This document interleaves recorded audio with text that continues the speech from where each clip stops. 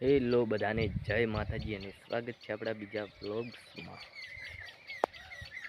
અને હાલ મસ્ત પણ સવાર પડી ગઈ છે અને આપણે ફરાફરા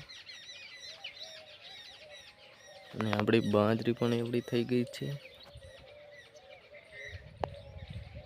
અને તમે બ્લોગ તો દેખો છો પણ લાઈક નથી કરતા, તો લાઈક પણ કરતા રહો।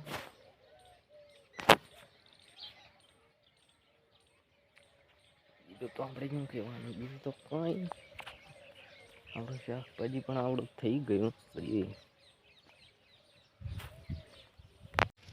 હાલ તડકો પડે બહુ અને આપણે બાજરીને કહણા પણ આવી ગયા હશે